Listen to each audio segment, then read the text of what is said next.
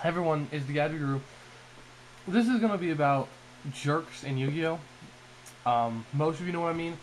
You usually at your locals, maybe even regionals, you always have that. I mean, locals is more common because you actually know people there better than you do at a regionals because regionals has way too many people to know everyone. But usually at your locals, you have that one guy. He's probably your friend. He's a cool guy, but he's friends with another guy who's an absolute jerk. And when I say jerk, I mean he trash talks others. He goes around and tells people their decks are dumb or suck or something like that. He rips people off in trades every day. He'll only trade if he can rip someone off. Just stuff like that.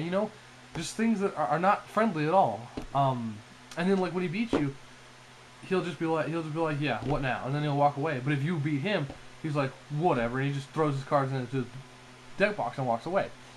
Um, and like I said, almost every tournament has this. Every one that I've been to, it has its own. I guess you can call it jerk of the week.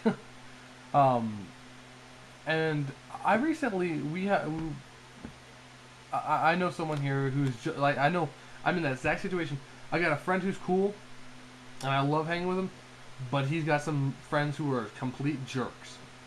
Um, and recently, you know, I've been dealing with a lot of shit from these people because, you know, regionals are coming up. I'm running a 60 card deck. It's a counter gadget. All they can do is trash talk me. And, when we play test, I beat them. I mean, I may lose once or twice, but I beat them consistently pretty much. And they'll just talk shit about my deck. And no matter what I do, they don't care. They just keep talking crap about me, my deck, etc. And, my friend is one of those cool friends, but, like, we're both his friends, so he doesn't want to get involved in this. So he'll be like, yeah, you might want to rethink running that deck.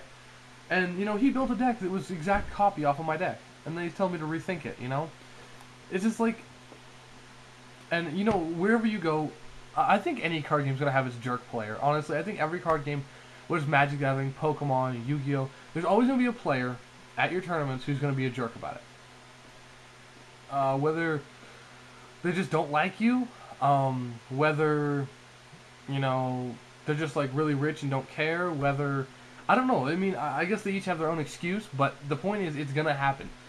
And, a lot of people ask me, like, how do I deal with these kind of people? Because I get a lot of hate about my deck. I get a lot of hate about this right here, 60 card gadget. You have no idea how much hate I get about this deck. And, they ask me, how do I deal with it? I mean, I beat these people every day, or pretty much every day, and then they still talk crap about my deck. Well, you have to understand, they're running, what, take a calculated guess, $500-$600 deck, something like that, and I'm running like a what, $100 deck, and I'm beating them consistently. Of course they're gonna trash talk. They're not happy. They're mad. They're mad about my deck. So, and I guess in their eyes it shouldn't work, but it does, which makes them even madder that they're losing to a deck that they think is horrible. They think is crappy.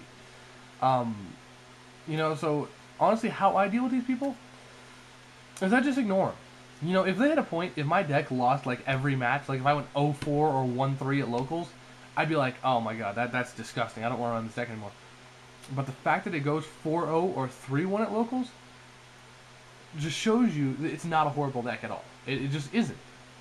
And I just ignore them because it's just like what they're saying and the actual proof are negating each other. I mean, they're saying it's horrible and that I'm a bad player, yet I'm topping tournaments every Saturday, and I've topped lots of regionals. So by those accounts, I don't even listen to them. I really don't. Do they still get on my nerves? Oh yes. I mean, they're always going to get on my nerves. I can't stand them. I kind of wish they would just go away, but at the same time, you can't make that happen. It just won't happen. So basically, what I'm trying to say is, you probably have a jerk at your locals. You just got to deal with them. Just keep playing, ignore him, and don't let him get to you. Don't change your deck just because he doesn't like it. And that's another thing. Also, these jerk players usually are better Yu-Gi-Oh players. They top regionals quite a bit. They may have topped a Shonen or nationals or something in between there.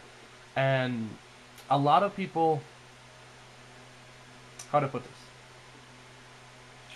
A lot of people follow them around. because they think they're a good Yu-Gi-Oh player, and they think, hey, if I follow this guy around, he'll make me a good Yu-Gi-Oh player because I can see what he does, which is not true at all.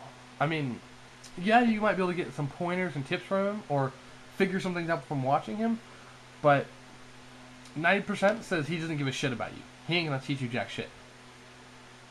He just wants you there because then it makes him feel important that someone wants to follow him around.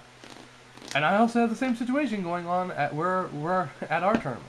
So, you know, like I said, I'm not gonna name names or anything because that'd be rude, and I'm not gonna do that. But I am gonna say, like, if you want to get better, if you want to start topping locals or even regionals, you know, the best things you can do is, one, just play test with your deck all the time. Play test against all kinds of decks, whether it's online, whether you proxy the deck. I mean, where did I put it?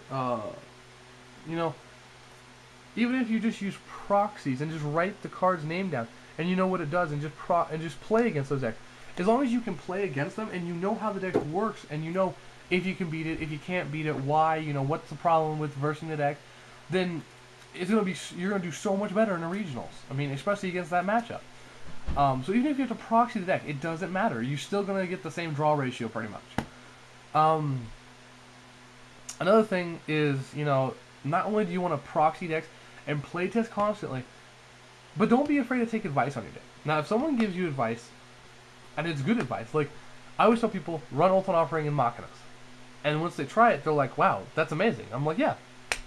I mean, honestly, if you try it and you don't like it, all you just have to say, I don't like it, and just take it out. That's all you have to do. Just try it. That's all I'm saying. Don't be afraid to take advice. Don't be afraid to try new things. Don't be, okay, I have two friends who are running Gravekeepers right now. They're both teching Annulment of Extermination, and it's broken. It literally is broken in their deck. It's Annulment of Extermination. So, don't be afraid to try new things, or, you know, don't be afraid to try old things or whatnot. So, don't be afraid to be innovative.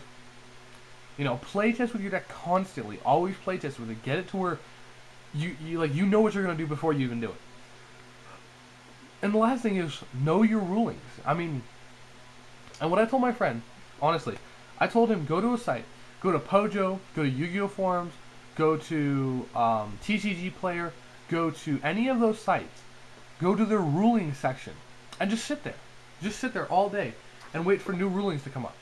And when they come up, you know, read over the ruling, look up the cards, you know, you've got the internet right there at your disposal. You know, think about it, think what you would give as a ruling, and then look up the actual answer. And from that, you can actually learn rulings really fast and really well. Like for instance, one of my friends has a Machina gadget. Last regionals, he had never been to regionals. First regionals ever. He took it to the regionals, and he topped with it. And he said he topped because he did two things. One, he play tested with me every day. Every day he play tested with me against all the decks, against all kinds of decks. It didn't matter what the deck was, he wanted to play against it. And whether it was Synchrocat, whether it was GB, whether it was Batteryman, whether it was Lightsworn, whether it was just like a Dark Arm Salvo deck. He, like, anytime I wanted to play test, he was up for it. He's like, let's do it. I want to play test. The second thing was, he did what I told him to. He went on to Pojo, he went on to Yu-Gi-Oh! Forums, he just sat there, read the rulings, and then afterwards he gave his ruling, and then he waited for whatever the actual ruling was, or read it up, and then he figured out, oh, so that does that, and, you know, by doing that, he learned lots of stuff about priority, and, you know, game mechanics, maintenance costs, all kinds of stuff. So, if you really want to get to a top table at a regionals, even a shonen, these are just simple steps you can do.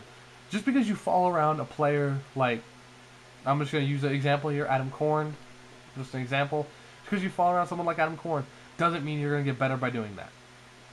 So, you know, if you wanted to go to a top table, you have to take it in your own hands and do the work yourself. So this has just been a video, just, you know, just to help you guys out. And, you know, I hope you guys actually do this. I hope you guys listen to these steps and actually try them, because they will help you, I guarantee it. So, this is the Gadget Guru, and I'll talk to you all later. Alright, bye.